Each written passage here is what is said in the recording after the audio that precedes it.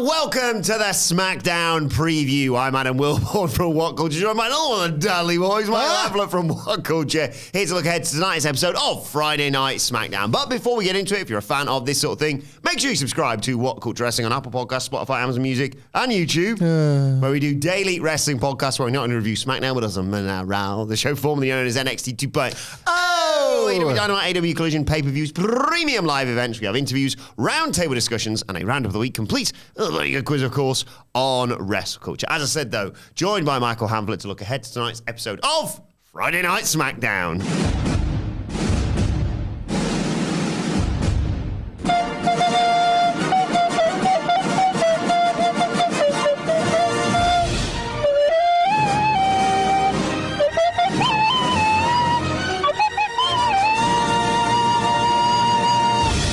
In your core, don't you? Yeah. But you salute the king and queen. Yeah, it looks nice. We've tried a different setup in the studio. No, tell them the truth. We're changing it back immediately. Yeah, this wasn't for a... Don't like it. This is not one of them things where it's like, we're just going to sort of sample it this week, and then if you like it, if the comments enjoy it, maybe we'll stick with it. No, it was done for reasons out of our control. Yeah. This sounds like a shoot as well, so I'm just going to say this.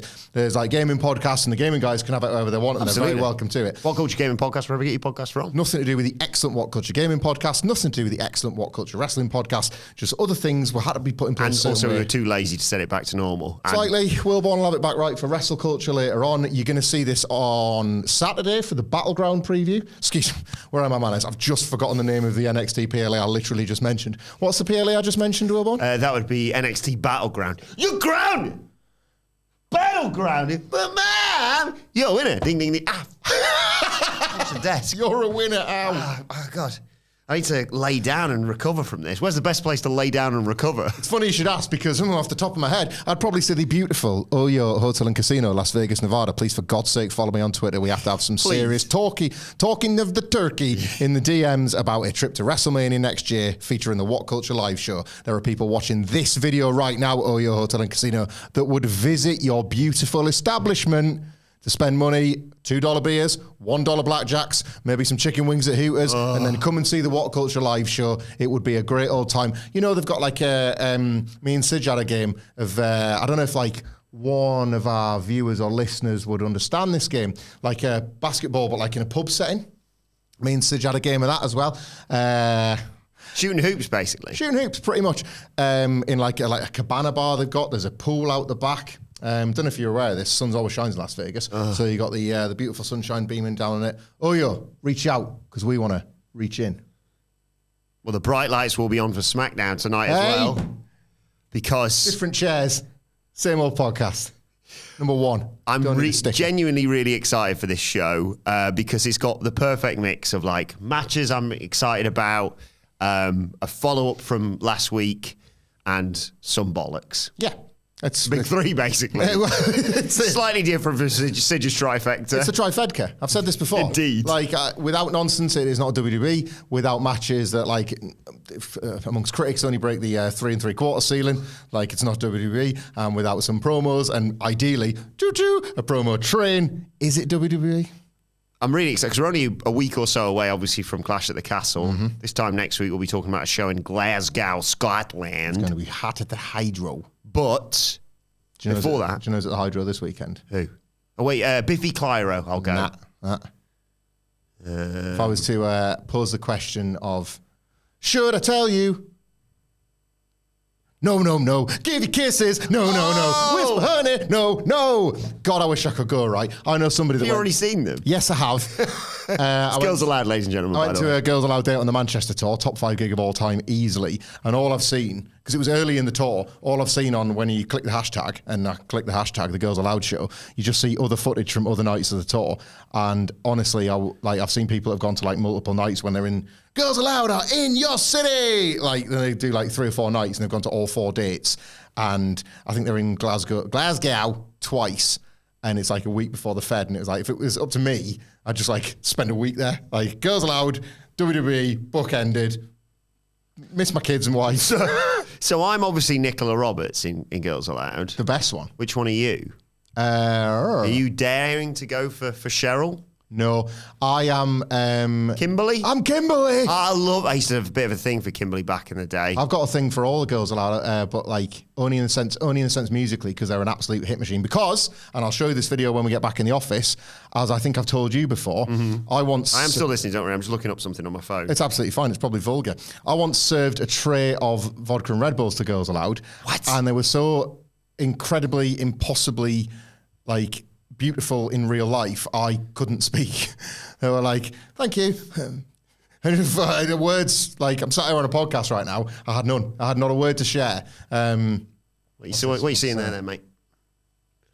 Adam Wilbourn, however, able to speak to at least 3 members of Girls I Aloud. think they split them up. I think they did 3 and 2. Cheryl, Kimberly and Nicola. Nothing against, R.I.P. obviously to Sarah Harding. And like, what a moment in the show that is. And nothing against Nadine, but I hit the jackpot there. I love all 5 members of Girls Aloud equally. Gorgeous tribute paid to Sarah Harding in the Girls Aloud show. Yeah. And all of them get like great solo moments. I think Nicola is the coolest member, had far and away the coolest solo single. L-O-V-E. Dance to the beat of my drum. Awesome. Cheryl is a national treasure in these parts. Yeah. Didn't love her run on the X Factor, shall we say, but Girls Aloud is Girls Aloud, and there was a couple of bangers in there, like in that catalogue as well. I wasn't a big fan of the, what was the big single I shared? You gotta fight. I think it looks stupid when people just salute things. Ridiculous. Inanimate objects or whatever. So I wasn't so much into that. Nadine is goated. She's patter. Like, she knows that like people enjoy having a bit of a fun with her very, very strong accent. She plays up to that, and I think that's great crack. Kimberly, I just think is the people's princess in terms of Girls Aloud. Like, just good crack. There's like a kind of semi-meme infamous, and it shouldn't be infamous. She just had like having a like a gin cocktail in the Weatherspoons and just like having a good old day, and it's like, that's our Kimberly. I like the fact she had a spin-off and she went, who am I going to work with? Cheryl's worked with will.i.am. I want to work with Agro Santos. Yeah, good pull. That's a man that worked on free radio once upon a time. You've lived a good life. Yeah. But, at the same time, SmackDown deserves its flyers. After last week. I'd love it in here, you know. It's one of my favourite rooms in the world. I never want to leave. This is where the magic happens. Yeah. A really busy day, so I'll censor myself. Thanks. I'm desperate to see how Cody Rhodes responds. AJ Styles faking out his retirement last week to attack him. They've obviously faced each other in a critically acclaimed match. We said this on the SmackDown review because we pondered it a week ago. Who are they going to build up for Cody for a couple of weeks as a Clash at the Castle, not main event? Perfect, this. I think this week, does Cody Rhodes, like he makes every single town, so of course he's going to be here. Does he simply do the post-show, Cody Rhodes is here and he's going to be in action rather than appearing on television? And he's on telly. He's advertised. He's advertised. Yeah, all right. Well, okay. So we're going to get a response from Cody, in which case AJ Styles, I hope, goes full 2016 banter with the Good Brothers. Beat up AJ Styles. No, excuse me. Beat up Cody Rhodes. You're going to try to beat up AJ Styles, but I'm going to beat you up. Change of plan. I want to see him do a Pele on himself. Hey, I guess I am going to retire. And the only person who can retire is myself. He tries to do a phenomenal forearm, springboards off the rope and just punches himself to the floor. I'm going to travel all the way along the long line that is the world to Scotland, to Glasgow, where I'm going to take the belt. They could even, if they're going to do that storyline, completely off topic straight away. But Brian's got his work cut out for him, putting us on Girls Aloud, basically. Yeah. Thanks, Brian. That's something kind of ooh when I see that image. They came, honestly... I came. They came down from the ceiling for something kind of, not something I knew, for, God damn it. Love Machine? No, Wake Me Up on motorbikes. Motorbikes from the ceiling. Oh my God. What's your favourite Girls Aloud song? I've got to say, I think something kind of ooh's right up there for me. The genius of Girls Aloud, as produced by Xenomania, was a lot of times like Xenomania would have a bunch of lyrics and song parts that like were kind of incomplete or not quite right for other artists or whatever, and then they would just mash them together. And like, so if you listen lyrically to Girls Aloud, a lot of the songs like, hang on, what were we just talking about? And it's because they're from like disparate other songs. And Girls Aloud was so awesome, they made it work. And I think Something Kinda Ooh is like the world champion of that because, I mean, it's called Something Kinda Ooh. And then they say Jumping on My Tutu. Why? Because it rhymes. Yeah. The song is an unbelievable As a songsmith, certified banger. As a songsmith, writing weekly bangers on WrestleCulture, I can appreciate that. You understand the challenge, right? Something kind of was good. Biology reinvented pop as we know it. It's 3 separate songs stapled together, and people like that typically wouldn't be like, I don't like this. Pop fans allegedly can't be trusted with the music. Nonsense. But they were like, they just embrace that in droves when other bands wouldn't dare be so brave.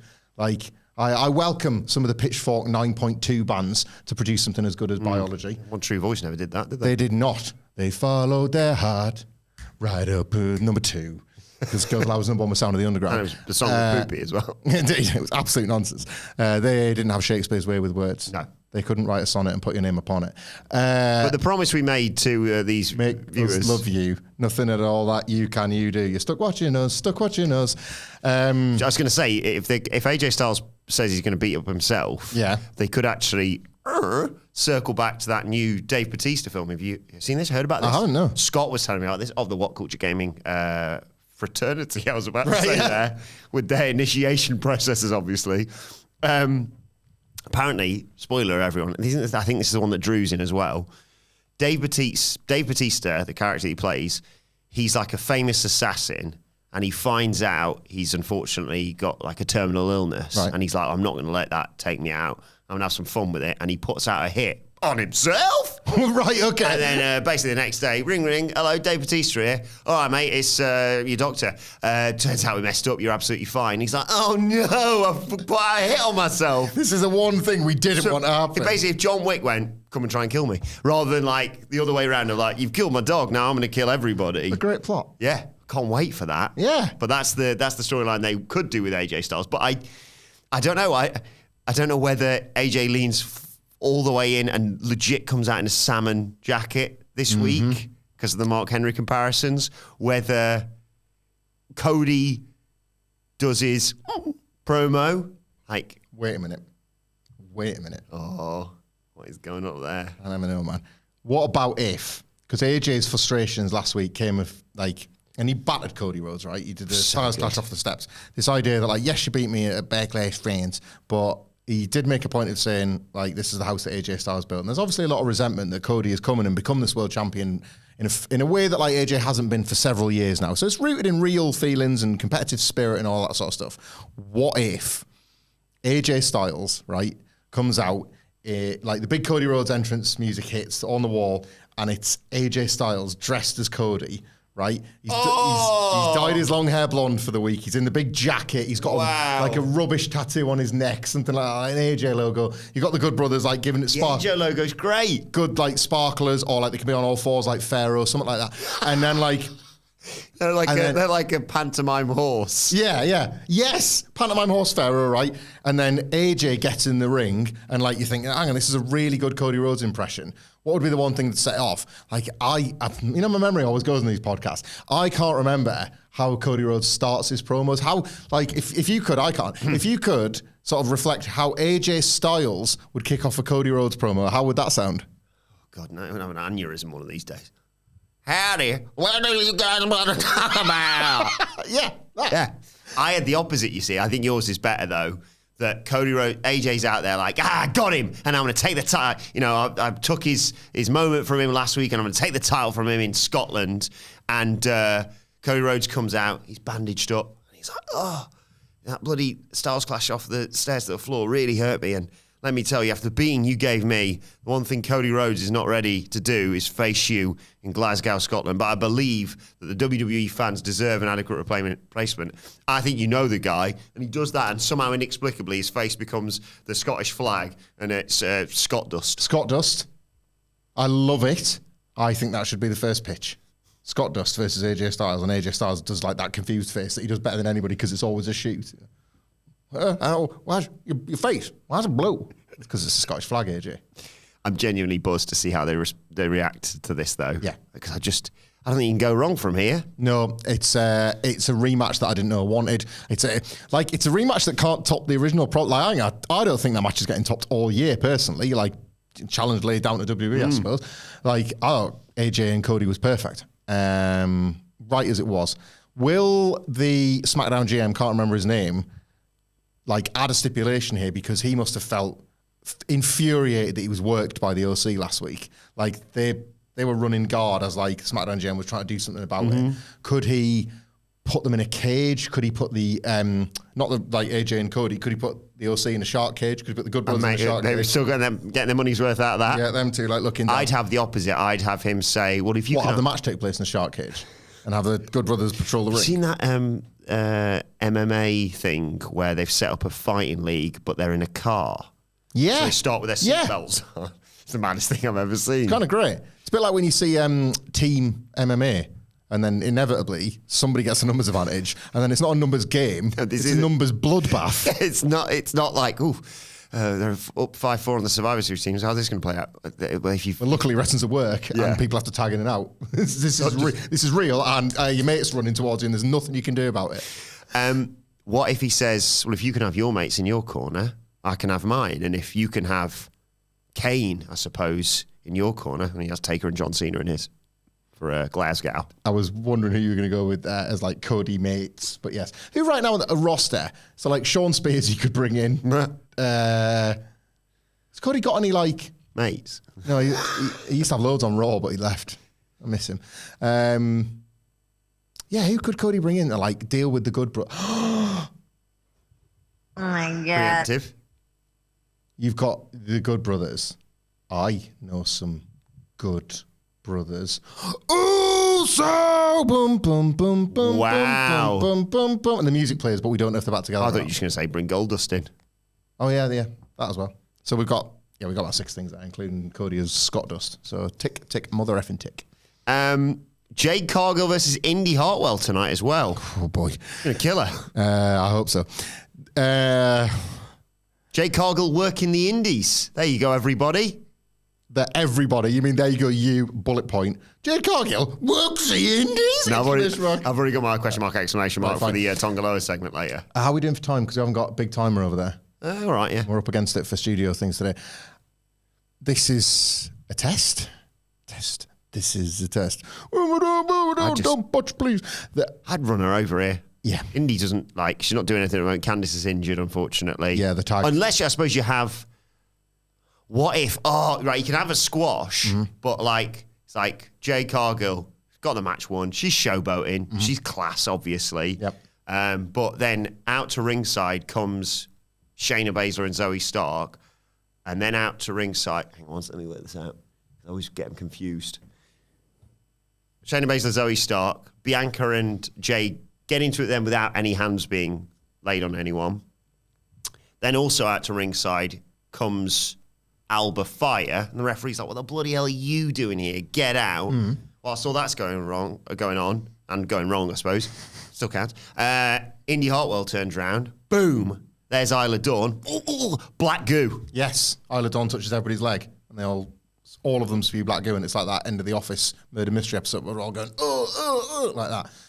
Sets up the 3-way for. Yeah, that's the point. They've got something to set up here, haven't they? I was thinking you were going down the route of Candice is injured, Bianca Belair's still selling the leg, and they do what's the thing you do in swimming pool, like a chicken fight, where the injured partners go on the other partner's shoulders and they just have a fight on the shoulders like that.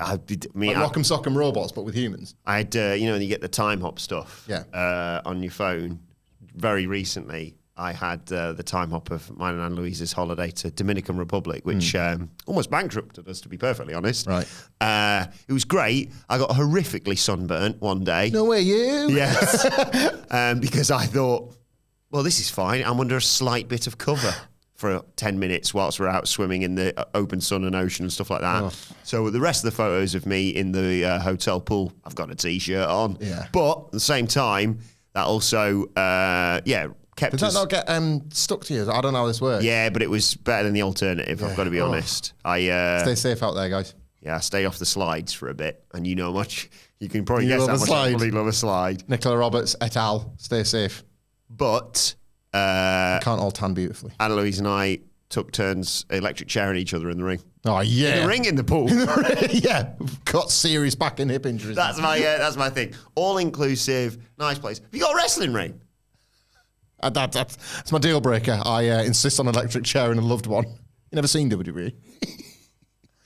Also advertised for tonight's show is Johnny Gargano versus Grayson Bloody Waller. We had the reverse of this last week, which you loved. Austin Theory versus Tommaso Ciampa. Basically, is this DIY earning themselves a title shot at Clash off the back of this? They've already beaten one half the tag champs Or more problems for A10 down under? All of the above, with the exception of the tag match probably being on television rather than at Clash. I don't think I need another match on that card. Are we on 5 now for Clash at the Castle? I think this is one of those things where we assume and we kind of know that certain matches are on there. I think right now there's 3. Oh, there's only 3. sorry. Yeah, Priest McIntyre, Bailey, Piper, Niven. We'll talk about that in a second. And the triple threat for the IC title. So Gable Sammy's going to be on there. Sorry, I don't know where I've got triple threat from. It's just because there's a load of names. Sorry, the Sammys versus Chad's already on sorry, right, the right, IC title. Right. So one can assume. 3. Cody AJ is definitely going on. Yeah. So Cody says he's going to work the show. And maybe it's tag title match then, I suppose. Like, unless they rush to get Miz and Truth ready for something, but that doesn't like it's happening. But they're going to also put the women's tag titles, don't forget, on there. So that would be 6. Maybe then. Maybe maybe DIY and A-Town down And under. also, if you say 6 in a Scottish accent, it sounds like sex, and that's always gets clicks. Sex is funny. So, is the way I do it. Not well, but functional. 2 kids. What are we talking about? DIY. When it comes to sex, I do a lot of that as well. They're going to win the belts off this A-Town Down Under experiment gone wrong. I don't know why they're splitting them up other than because it kind of reeks of Triple H's love of that.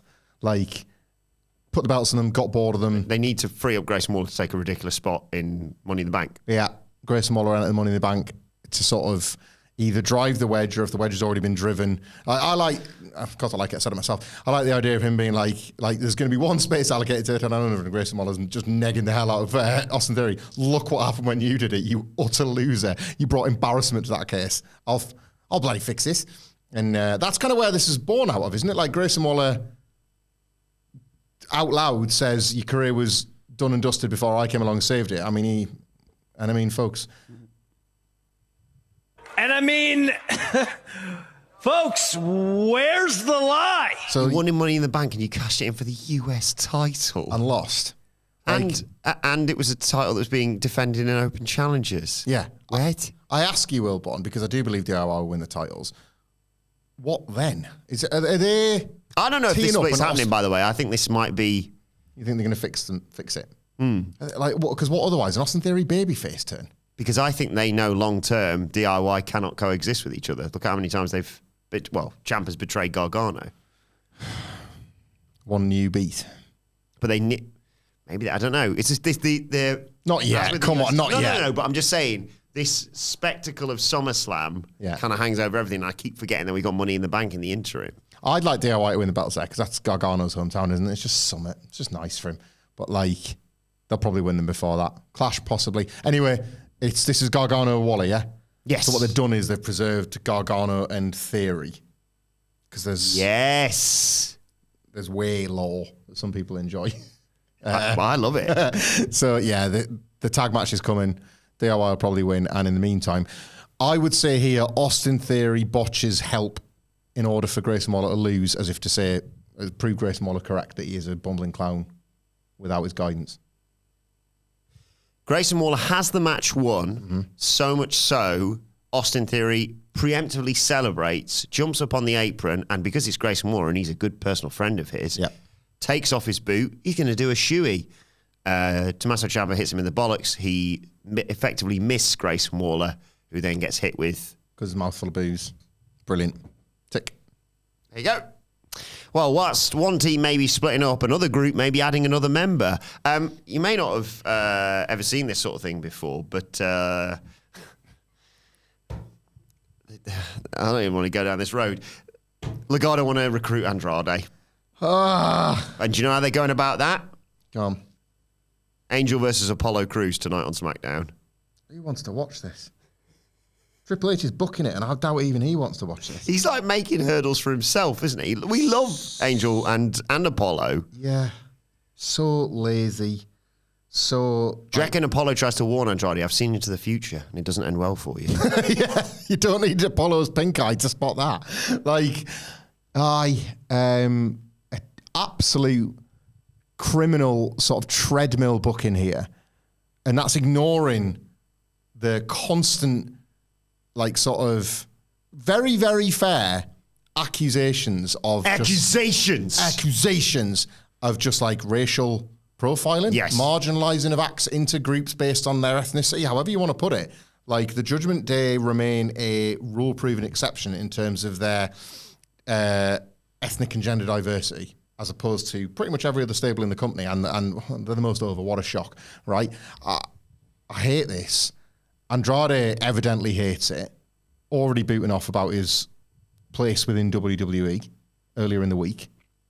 He posted like a tweet or something where there was just like clips of it, like, and I'm not being funny, but like he was just doing that in AEW, saying, here are my happy times, and they're not featuring AEW. Now he's back in WWE. Here are my happy times, and they're not featuring WWE. Like, that is becoming a pattern, and I sympathise with any wrestler that wants more than they are getting. It's a hard industry, and they all work hard at it.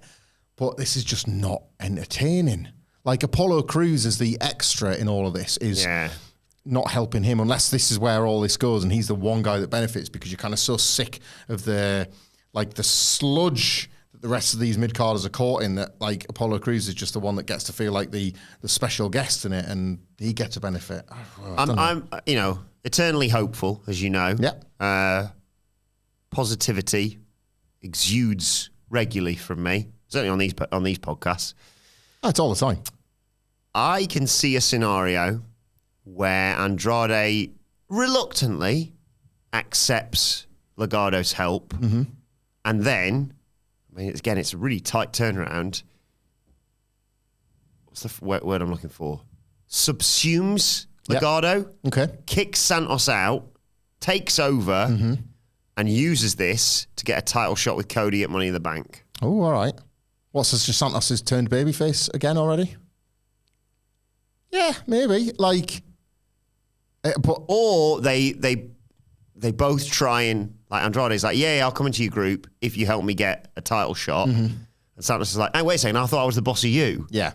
And eventually, because Santos Andrade one-on-one would be one of the matches of the year. Be good, though. I love them. I love both of them.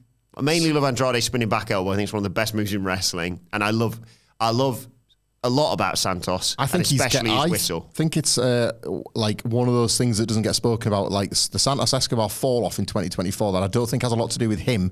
I think has a lot to do with presence and placement and what the Rey Mysterio Fued probably should have been versus and the heel what playbook of, like, you can't be the flashy mint wrestler that you are. There are a lot of things not working for me about Santos right now, as opposed to what appeared in his future when he first turned.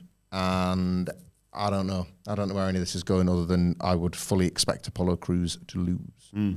Bring back the trousers you can rip off for Angel as well. Yeah.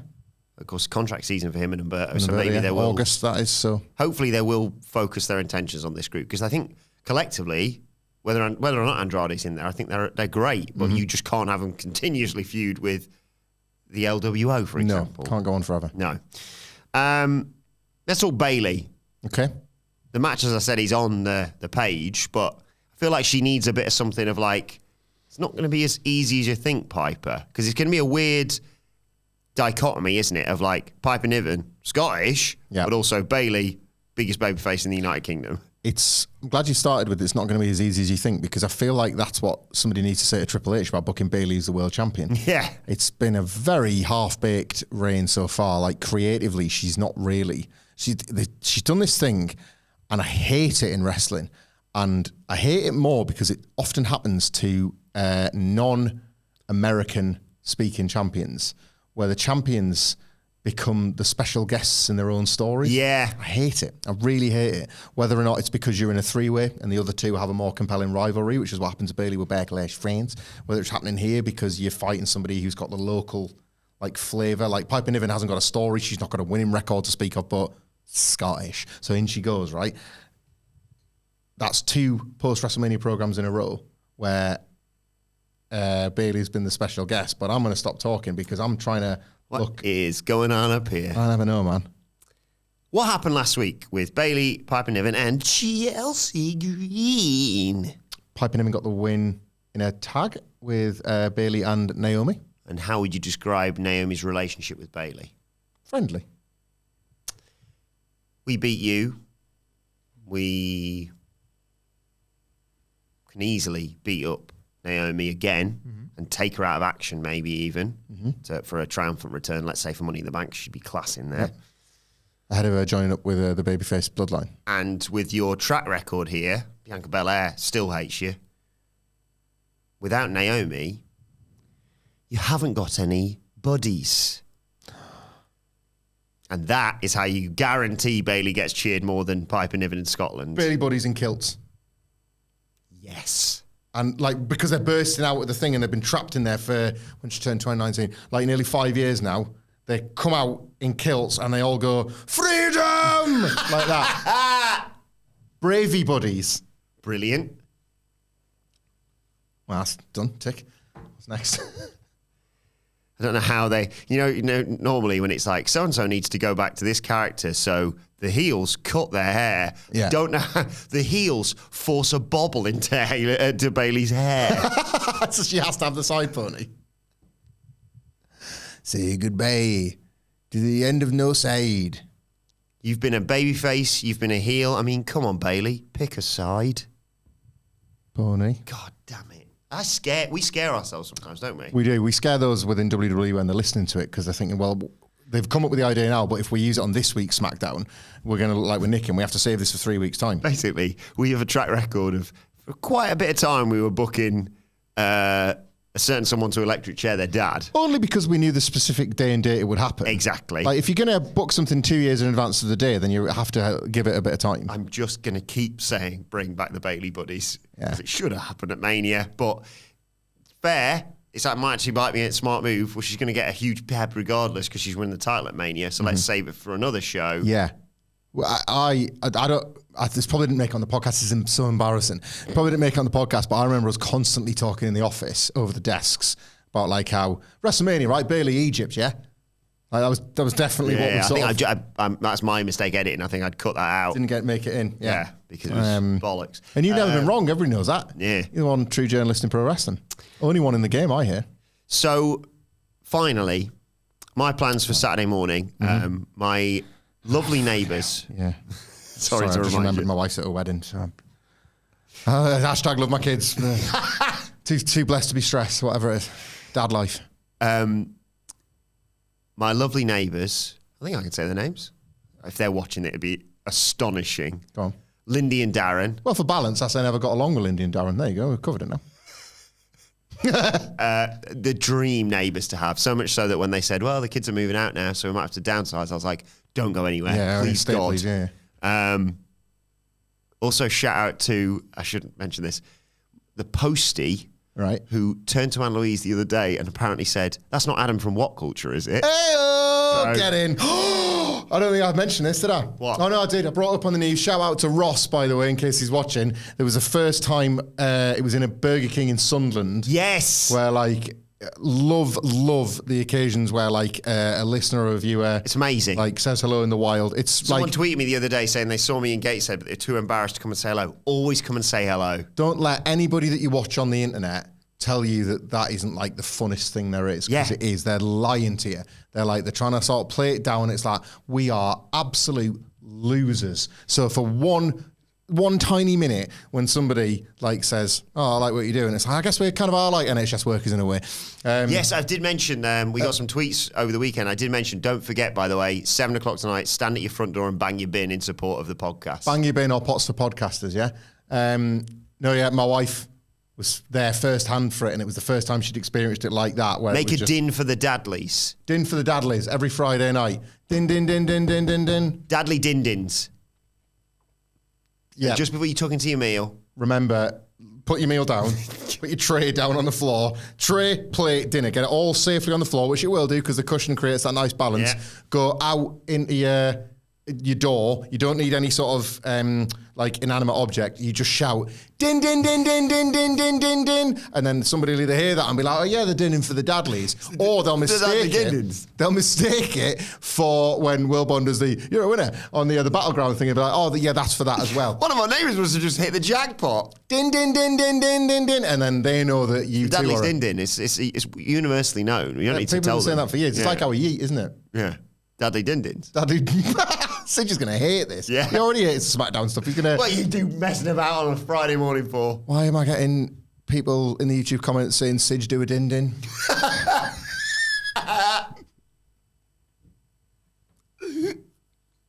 What have we done? What have we done? This is a bad one.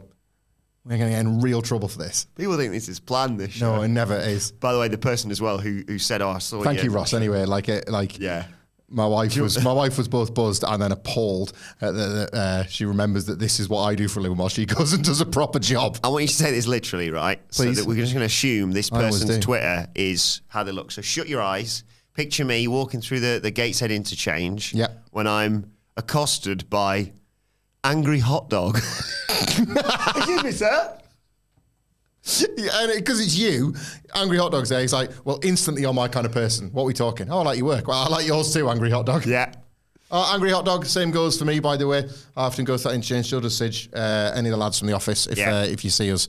It's the coolest thing. It is the coolest thing. You will not believe the levels of ridiculous abuse we see about ourselves every day. So it's nice when you get a real life version to remind you that the internet people are liars. And if you're, spitting feathers over here, going through this Gateshead interchange, where would you go for a nice hot beverage? Well, I would go to Good Brews. They don't sponsor us. We are just shoot supporters. Just really like Good Brews. They're great lads. Had one today. So yes, Saturday morning. Yep. My neighbour, who's incredibly talented, a bit of a handyman basically. Yep. He's when our ceiling nearly fell and he helped fix the electronics and stuff. A legend to have somebody on there. Yeah. Amazing, so useful. And he offered to help me transform our back garden. And I was like, I'm just going to pay someone else to do it because I'm no. But he's looked at me. He's looked at this and gone, that's the sort of person I'm going to need to help me out fixing the fence that's fallen over between our two properties. But before that, I'll obviously be avoiding all spoilers and catching up on Friday Night SmackDown because tonight, Tonga Loa gets anointed into the bloodline. I love this. Solo's going to anoint him. Yeah. I mean, technically, if you're anointing someone, don't you need a queen to do it? I love it. I don't know if that's the case. That's more knighting, but because we've not got any queen stuff for well, I mean, sorry, Michin stepped to her last week, but Michin kind of needs to be kept protected unless they're taking her out. But I wouldn't do that of the ladder match at NXT Battleground. But imagine if she replaced her. Well, we already know the replacement if someone misses out on that ladder match because we saw it on NXT. I forgot her name as well. Whose? Oh, sorry. I can only see a box. Cardboard box, man. Queen Noya. Thank you. You got to give people what they want. Yes. The subject's in Nia's case. The anointment of Tonga Loa. What's that even mean? Well, what I want is for the bloodline to have the ring and it to be a little bit tribal court-y. Yes. Say. But Paul, nastier. I don't know. The table's made of fire and barbed wire or something. Like Paul Heyman's like, the man that innovated ECW is like, I'm scared, sir. Like, whatever. He just panicked. Is it putting a lay on them? Is that what it's called? Yes. How you anoint them? Yes, but the lay's made of barbed wire and fire. Cool. Right? So he's like, Paul Heyman, you put it on. I'm not touching that. It's barbed wire and fire. Put it on. Didn't he set fire to a barbed wire-like thing? I remember some clip with him and Bischoff years ago. Yeah, the barbed wire wreath. Yeah. That, but it goes around someone's neck. There you go. It sets fire to the wreath. And, puts it around the neck. Tonga Loa doesn't sell it because he's proper bloodline. He's not worried about it. But Paul Heyman's like, and then it gets broken up anyway by the super babyface team of Kevin Owens, Randy Orton, and Street Profits. Street Profits. And that match gets booked for... let's say they injure one of the Street Profits. So it becomes a 3-on-3 for Clash at the Castle. And that's when we get the debut of Jacob Fatu and all hell breaks loose. I would not be surprised. People were asking this on the Twitter questions as well earlier on this week about when's Jacob Fatu going to show up. And I do like the law of every time they come to the United Kingdom, they just add a new member who completely tips the scales in their favour. Well, it's pretty... What I like about this... I like a few things about this Bloodline act. They didn't have a good week last week, but I like that the baby faces are saying we are not going to acknowledge you in the way that we kind of had to, Roman and the Usos. You know, when they had all the belts and Solo was the enforcer, it was like, oh God, they really have become an unstoppable force here. They don't respect this group in the same way. That's going to... We're doing a bit of analysis here. Apologies. Skip forward if you need to. That's going to sort of basically take the violent side of the bloodline and make it worse. It's going to make the baby faces more stubborn to deal with the problem. And then just when they think they've leveled the numbers game, as you say, a new member gets added and it's like, not again. Here's an idea. Go on. No, don't get me wrong. Love Dawkins and Tez. I think they're fantastic. I wouldn't want them to miss the pay-per-view necessarily, PLE. What if they try and interrupt it? Only the Street Profits. Okay. Owens and Orton are busy backing up Cody, let's say. Or dealing with Gallows, however you want to do it. Because the Bloodline have got Cody in check, remember. Yeah. And Street Profits come out and say, what is this bollocks? Like, they've got their cups. Yeah. They're solo cups. That's the leader of the Bloodline's name. And he's like, don't use my name like that. He sets the newest member of the Bloodline. Has Tama Tonga been anointed already? He's labelled as the MFT that they've just dropped. Yeah, it'd been that. And he says, I'm going to set the Gorillas of Destiny on you. Mm-hmm. And they destroy them. Okay. Right? I think I know where you're going. And it's like, oh no, who's going to help Owens and Orton at the pay-per-view?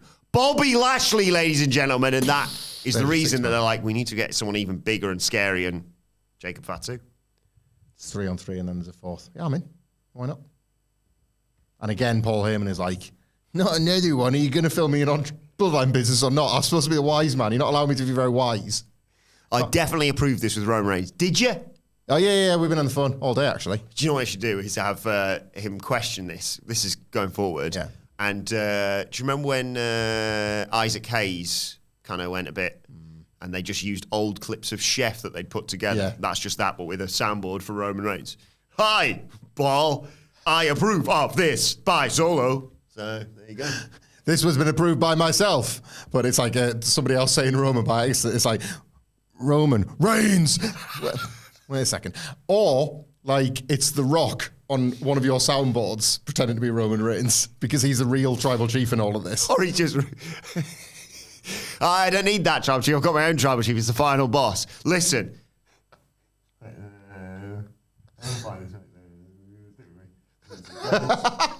attention, please.